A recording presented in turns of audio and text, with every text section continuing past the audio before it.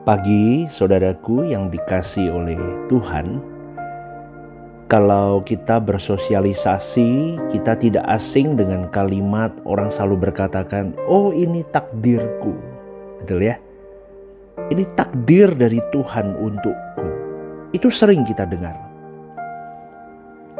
Sehingga kata takdir ini sudah tidak asing bagi telinga kita karena sering dikumandangkan di sekitar lingkungan kita. Betul ya? Menanggapi suatu realita yang dialami seseorang, banyak orang menggunakan kata takdir ini, saudara. Artinya begini, takdir itu adalah ditentukan oleh Allah. Nah, gitulah gambarannya begitu. Seakan-akan itu ditentukan oleh Allah, takdir itu. Takdir itu kolerasinya dengan nasib.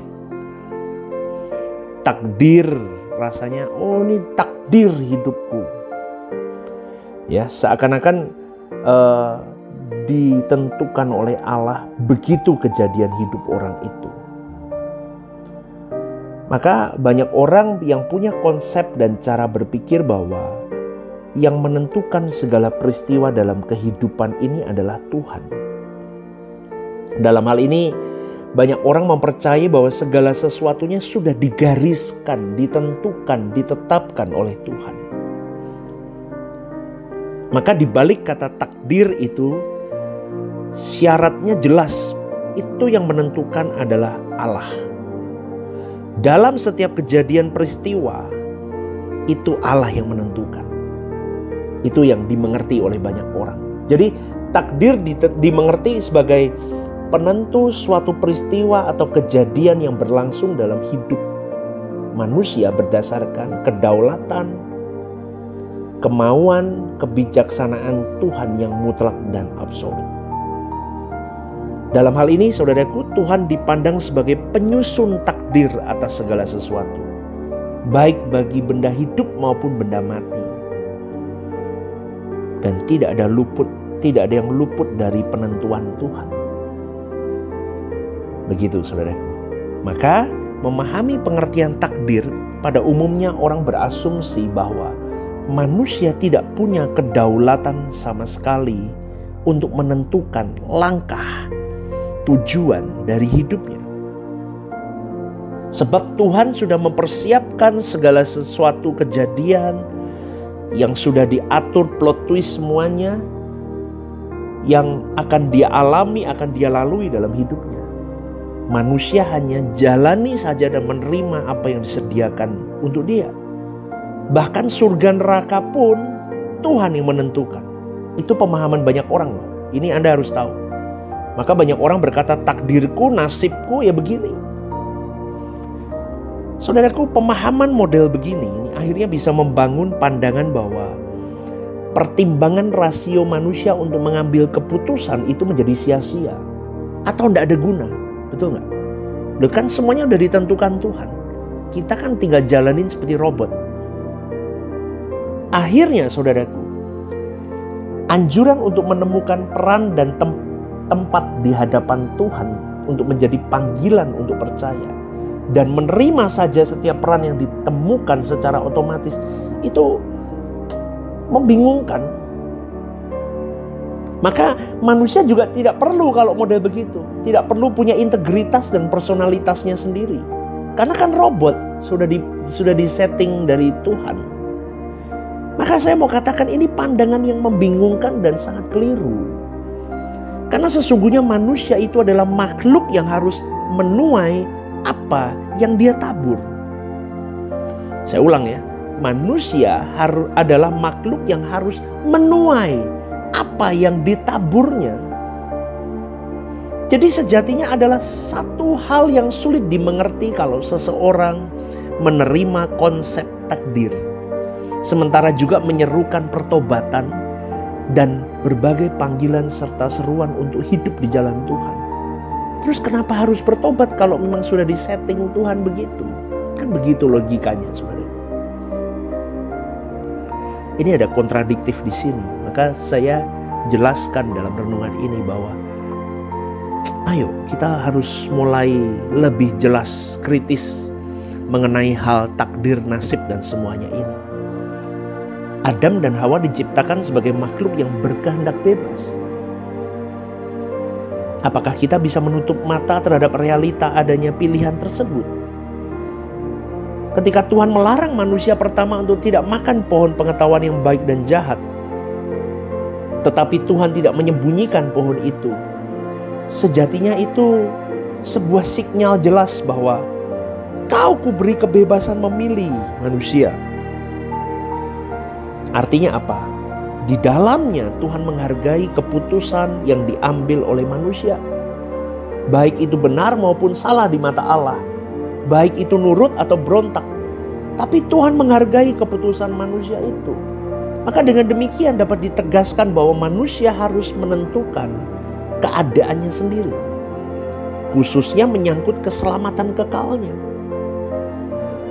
Hal ini akan membuat seseorang mulai menyikapi hidup dengan sikap yang dewasa, dengan bertanggung jawab. Karena hidup adalah perjuangan antara membawa diri kepada kehidupan kekal atau kebinasaan kekal. Pilihannya dua. Kita mau drive diri kita ke kehidupan kekal atau mau dibawa ke dalam kebinasaan kekal. Inilah resiko kehidupan bagi manusia yang diciptakan menurut rupa dan gambar Allah. Keserupaan itu menyangkut kehendak bebas.